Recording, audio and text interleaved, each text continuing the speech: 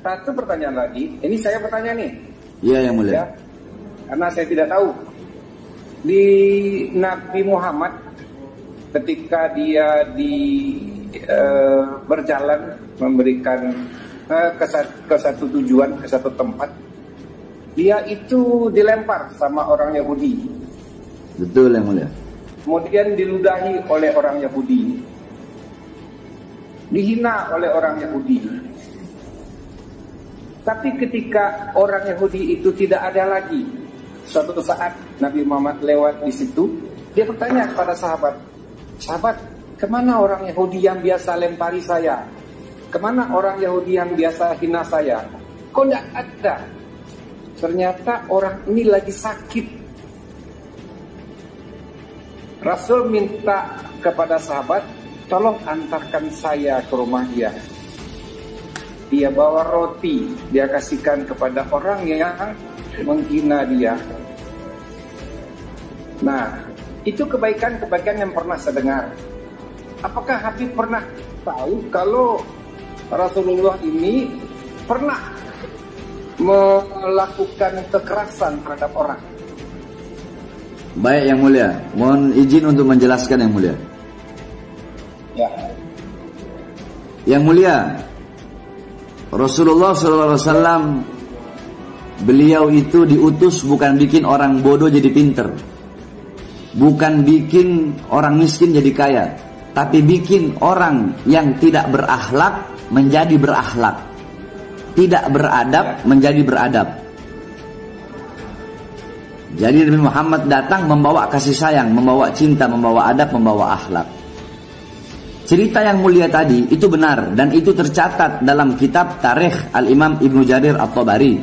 Tercatat juga dalam kitab Syurah Nabawiyah. Tercatat juga dalam kitab Tarikh Al-Imam Ibnu Katsir. Mungkin saya koreksi sedikit, yang Nabi bawa bukan roti tetapi buah, yang mulia. Nabi Muhammad diludahi, dilempari kotoran onta, dilempari isi perut onta. Tapi ketika orang itu tidak ada, benar Nabi mencarinya. Kemudian ada yang bilang bahwasanya dia sakit. Nabi mendatanginya, menjenguknya. Orang itu berkata, "Wahai Muhammad, apakah engkau sengaja datang kemari ingin membunuhku karena melihat aku dalam keadaan lemah?" Kemudian Nabi Muhammad berkata, "Tidak, aku datang kemari ingin membesukmu, ingin menjengukmu dan mendoakan agar engkau lekas sembuh. Ini buah aku bawakan untukmu, semoga kau cepat sembuh." Kemudian orang Yahudi itu berkata, "Sanak saudaraku, kerabatku belum melihatku, tapi engkau orang yang selalu aku lempari kotoran, malah engkau yang datang melihatku. Saksikanlah bahwasanya aku masuk ke dalam agama Islam." Yang mulia, itu masalah pribadi Rasulullah. Nabi Muhammad, masalah pribadi, beliau dihina, dicaci, dimaki, dilempari kotoran onta, beliau diam. Tetapi kalau selain daripada urusan pribadi, beliau tidak pernah diam. Seperti urusan agama, yang mulia, beliau tidak pernah diam.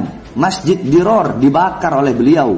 Ada yang mengaku nabi palsu, Musailamah al-Kadzdzab, dibunuh oleh beliau. Bukan hanya dibunuh, yang mulia, dan itu bukan hanya zaman Nabi. Di zaman Sayyidina Abu Bakar As-Siddiq, beliau pernah menyuruh memotong tangan perempuan yang pernah menghina Rasulullah SAW. Di zaman Sayyidina Umar bin Khattab pernah membunuh orang yang menghina Rasulullah SAW.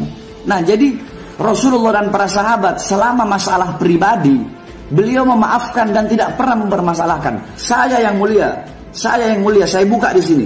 Berapa banyak orang mencaci maki saya tidak pernah membalas dengan cacian, dengan makian.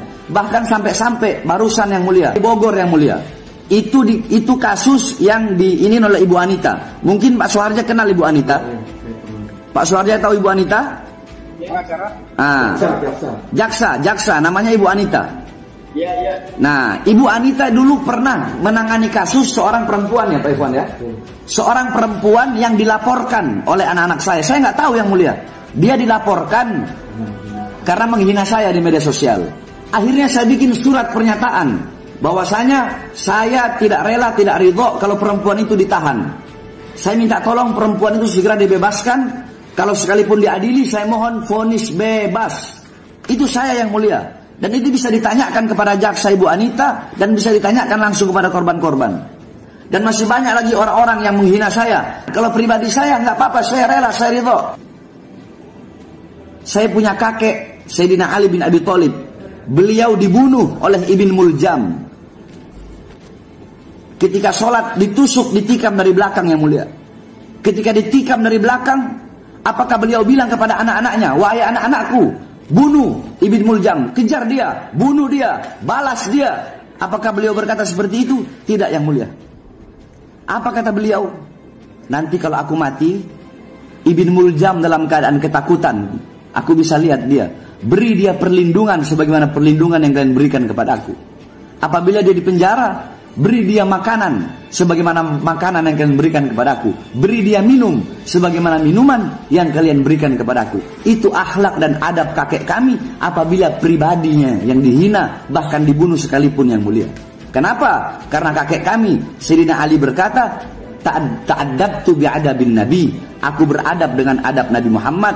Aku berakhlak dengan akhlak Nabi Muhammad. Sedangkan Nabi Muhammad berkata, Addabani Rabbi fa'ahsana ta'dibi. Allah yang mendidikku, Allah yang mengajariku akhlak, adab, sopan santun. Sehingga sebaik-baiknya akhlak, sebaik-baiknya adab adalah akhlak dan adabku.